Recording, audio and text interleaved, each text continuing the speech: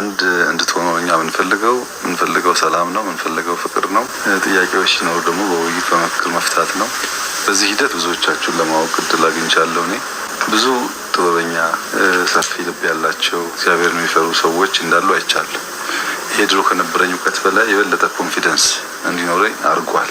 ትላንትናው የአላፋት ዝማሬ ፕሮግራም ሀገራችንን ጨምሮ የሌሎች ዓለማትንም ትኩረት በእጅጉ መሳብ ተጽዕኖ መፍጠሩን ቀጥሏል። ታዲያ ይህንን ተከትሎ የሀገራችን ጠቅላይ ሚኒስትር ወደ ቅዱስ ሲኖዶስ በማቅናት የመከሩትን አሁናዊ መረጃ አስቃኛቸዋለሁ።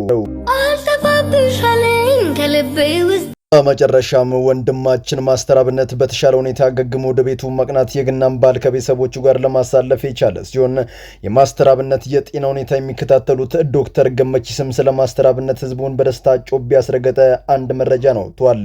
በዚሁም የገዳማን አባቶች ጥሪ ለማስተር አብነት ምን ይመስላል መረጃዎችን እንለውጣለን። ምን አይነት ውበት ነው በህይወቴ እንደዛ አይነት ውበት አይቻላዎች። ኢትዮጵያ የተቀደሰች ሀገር ናት የምበለው ልጅ ነው አንጋለበት ኢትዮጵያ በተፈጠርኩ ኖሬው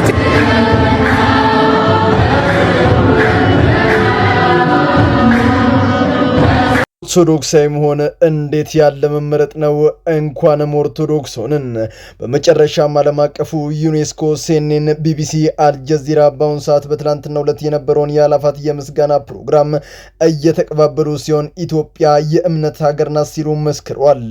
ይህንንም ያሉበት ሁኔታም ሲናገሩ በፕሮግራሙ ላይ የታየው የህዝብ ማዕበል ከተመለከቱ በኋላ ሲሆን በዚያ ስፍራ ላይ የተገኘው ህዝበ ክርስቲያን ከሚሊዮን ማለፉም በአሁኑ ሰዓት ጉዳዩን አነጋጋሪ አድርጎታል። የነበረውን ድባብ በጋራ እንመለከተዋለን።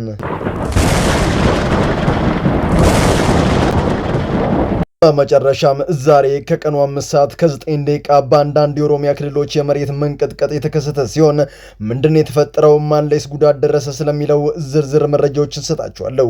ሰላም በመላው ዓለም ላይ የምትገኙ ውድ ቤተሰቦቼ እንዴት ናችሁልኝ? እኔ ደህና ነኝ። ቸሩ መድኃኔዓለም የተመሰገነውን።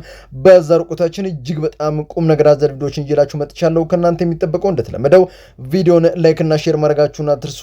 ዳዩ ወደላቱ ቪዲዮ ምን አይነት ውበት ነው በህይወቴ እንደዛ አይነት ውበት አይቻላዎች። ኢትዮጵያ የተቀደሰች ሀገር ናት የምበለው ልጅ ነው አንጋለበት ኢትዮጵያ በተፈጠርኩ ኖሬው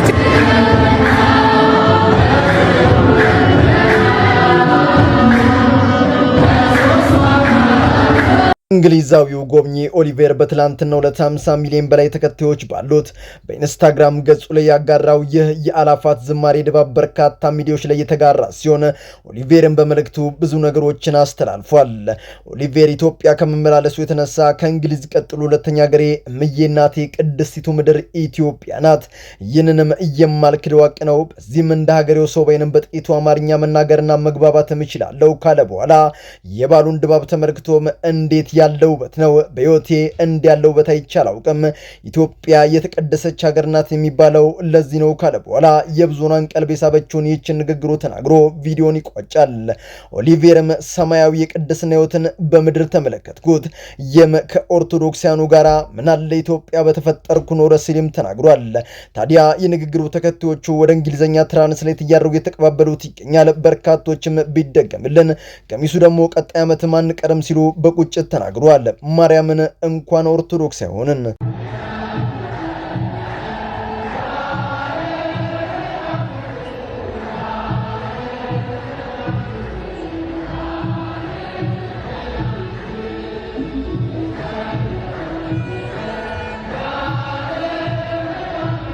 እንዴት በራሱ ሃይማኖት እንዲህ ያለው መንፈሳዊ ቅናት ይዟል? ምድራውያን መላእክት እኮ ነው የምትመስሉት። እንዴት እንደምታምሩ ቃል የለኝም። ብቻ እውነት ቤተክርስቲያን እናርጋት፣ ሌሎች የተበተኑ በጎችን መሰብሰቢያ እናርገው ብለን ተስማምተን ተቃቅፈን የጋራ መግለጫ አውጥተን እንደሄ ሁሉ ድግስ ታዲያ አባታችን ጋር ሳይደርስ መሀል ላይ እንዴት ይቀራል? በጋራ ሄደን እንኳን ደስ አሉት እንበላቸው ብለን የመጣ ነው። ጠቅላዩም በንግግራቸው ከካቢኔዎቻቸው ጋር ባለፈው ሳምንት በኦርቶዶክስ ዙሪያ ምክክር ካደረጉ በኋላ የጋራ መግለጫ ማውጣታቸውን በማውሳት ይህንን ያጸደቁትን አዲስ ሕግም ለብፁዕነታቸው መናገር እንኳን ደስ አሉት ለማለት ነው የመጣ ነው። ጥያቄያችሁንም ተቀብለናል፣ መልስም እንሰጣለን ሲሉ ብቅ ብለዋል። አስቀጥለውም ይህንን ተናገሩ። የዛሬው ተሳክቷል። አንድ እንድትሆነው እኛ ምንፈልገው ሰላም ነው፣ ምንፈልገው ፍቅር ነው። ጥያቄዎች ሲኖሩ ደግሞ በውይይት በመፍትሄ መፍታት ነው። በዚህ ሂደት ብዙዎቻችሁን ለማወቅ እድል አግኝቻለሁ። እኔ የእርስዎን እንኳን አልቆጥረውም ስለምንተዋወቅ ብዙ ጥበበኛ ሰፊ ልብ ያላቸው እግዚአብሔር የሚፈሩ ሰዎች እንዳሉ አይቻለሁ። ይሄ ድሮ ከነበረኝ እውቀት በላይ የበለጠ ኮንፊደንስ እንዲኖረኝ አድርጓል። ገራዩ በባለፈው ወቅት በዝግ በተደረገ ስብሰባቸው ከአንድ ሁላችሁም ከምታውቁት አባት ጋር ፊት ለፊት ተገናኝተው ለመምከር ችለዋል። እኛ አባትም እድል ተሰጥቷቸው ሲናገሩ የነበራቸው እርጋታ፣ የማሳመን ብቃታቸው ጠቅላዩን ጨምሮ ሌሎችንም ባለስልጣናት አስገርሟል። እኛ አባትም ማይኩን ከተቀበሉ በኋላ በተረጋጋ ድምፅ ሁሉንም እጅ ነስተው ፈጣሪያቸውንም አመስግነው ንግግራቸውን ቀጠሉ። ኦርቶዶክስ እምነት የራሷ ዶክትሪን፣ ቀኖኖች ያሏት ትሕትናን ገንዘብ ያደረገች የሐዋርያት አባቶቻችን እምነት ናት። ፈተናው የጀመሩት ታዲያ ዛሬ አይደለም፣ በቀደሙት በአባቶቻችን ዘመን ነው። ቅዱስ ጴጥሮስ ሌሎች ሐዋርያት እንዴት ሕይወታቸው አለፈ ብለን ስንጠይቅ በሃይማኖታቸው የተነሳ ነው። አስቀድሞ ጌታችንም ነግሮናል፣ እኔን እንዳሳደዱ እናንተንም ያሳድዷቸዋል፣ ነገር ግን ጽኑ፣ በርቱ፣ እኔ ከእናንተ ጋር ነኝ ሲል ደግሞ ደስ የሚለውን የተስፋ ቃል ሰጥቶናል። እውነት ለመናገር ከሆነ ዛሬ በርካታ ካህናት አባቶቻችን በማተባቸው ምክንያት ዕለት ዕለት ይቀጠፋሉ።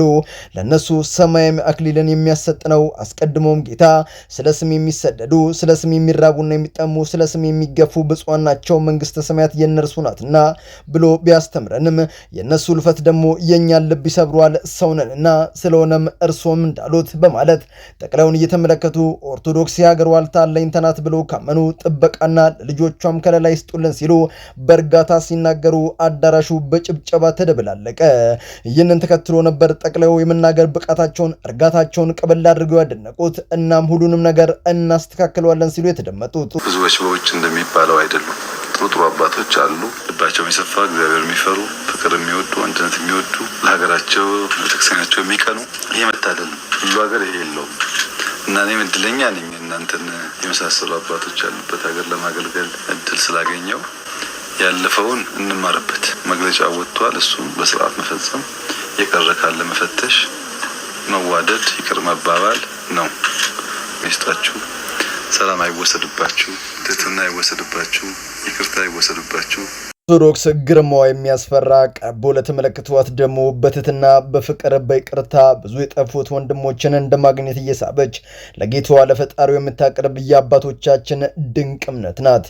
ታዲያ በዚህ ጉዳይ እኔ አንድ ሀሳብ እሰጣለሁ። በዚች በምንኖርባት ኃላፊ ዓለም ሰው በስልጣኑ፣ ሰው በገንዘቡ፣ ሰው ባለው የሰራዊት ብዛት ባይመካላለው ለምን የጊዜ እንጂ የሰው ጀግና ስለሌለው ትላንትም ማንም አይነካኝም እየተለየው ነኝ በማለት ዓለምን አንቀጥቅጦ የገዙት እነ ሂትለር ሌሎችም አያላን ዛሬ ከወዴት አሉ? ሁሉም ቀናቸውን ጠብቀው ወደ አፈራቸው ተመልሷል። በምድር ስንኖር አብሮን ስንቆን የሚጓዘው አንዱ ነገር ምግባራችን ነው። ስልጣን፣ ሀብት፣ ዘመድ፣ ወዳጅ፣ እውቀት ሁሉንም ነገር ጥለነው ነው የምንሄደው።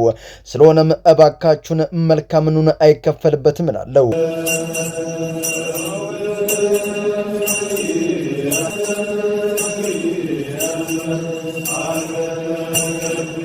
ይውሰዱ ይሄንን ቤቱ ስለሚያስፈልገውት ነገር ገዝተው ይጠቀሙበት። የኔ አባ እሺ፣ ይሄው በእውነት እውነት አይ ምንም ችግር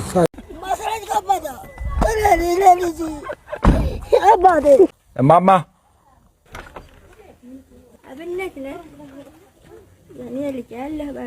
እንዴት ነው የኔ እናት? አፈል ብላለህ ባገሩ የጎፋ ህዝብ እጅግ በጣም በከባድ ሐዘን ውስጥ ይገኛል። ተቸገሩ አቅማቸው ደከም ያለና ያለ ጧሪ የቀሩ በአጠቃላይ እርዳታ የሚያስፈልጋቸው ሁሉ ማስተር አብነት ድምጹን ገና ከሩቅ እንደሰሙ በደስታ ያነባሉ። ማስተር አብነት የተፈጠረበትን ዓላማ በተግባር በመኖር ህይወት ትርጉም የሚኖራት ያኔ እንደሆነ በተግባር ያስመለከተን እጅግ በጣም አስደናቂ ስብናን የተላበሰ የቁርጥ ቀን ልጃችን ነው። ለዚያም ነው ዛሬ ህዝቡ ቅጠሩና ሳሩ አብነት ፈጣሪ ማረ ልጃችን ሲሉ ይመርቁት። ታዲያ ይህ የዳ አባት እንቁ ልጃችን ታሞ ከተኛና ክትትል መረብ ይሰነባበትም ከሰሞኑ ጥሩ እያገገመ እንደሆነ በቅርብ የሚከታተሉት ዶክተሮች ተናግረዋል። ካሁን ቀደም ብዙዎቻችሁ እንደምታውቁት እግሩ አካባቢ በካንሰር ተጠቅቶ ፈጣሪ ፈውሶት እግሩን ከመቆረጥ ታድቁታል።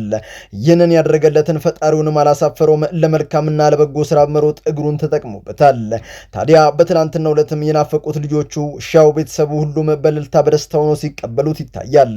እንኳን ለቤት አበቃ እያልኩ ወደ ዶክተር ገመችስ ሪፖርት ልውሰዳችሁ። ዶክተር ዶክተሩም እንዲህ አሉ። ህመሙ የማገገም ተስፋን ያሳያል። ይህ የሚሆነው ታዲያ በታላቁና በአማኙ የኢትዮጵያ ህዝብ ጸሎት ነው። ስለሆነም በጸሎታችሁ አስቡት። መድኃኒት ያልፈታውን ችግር እግዚአብሔር መፍታት ያውቅበታል ሲሉ መናገር ተመልሶ ወደ ሕክምናው እንደሚገባም ለቤተሰቦቹ አሳውቋል። ኢትዮጵያውያን በጸሎታችሁ አትርሱት የመጨረሻው መልእክቴ ነው።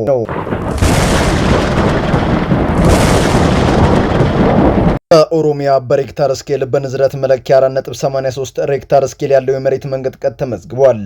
ይህም በጅማና ባርሲ አካባቢ ከቀኑ 5 ሰዓት ከ9 ደቂቃ ላይ ተስተውሏል ሲል የኢትዮጵያ የአየርና ስነ ምህዳር ጥናት በፌስቡክ ገጹ ላይ አጋርቷል።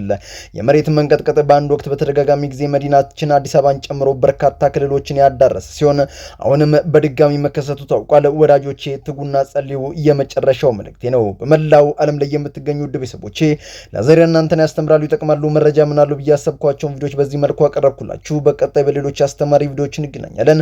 ለዚህ ቻናል አዲስ ከሆናችሁ ምን እየጠበቃችሁ ነው? መለስ እያላችሁ ሰብስክራይብ፣ ላይክ፣ ሼር ማድረጋችሁን አትርሱ። ባላችሁበት ሁሉ ክፉ ሳይነካችሁ በሰላም በቸር በጤና ቆዩልኝ። ይመቻችሁ።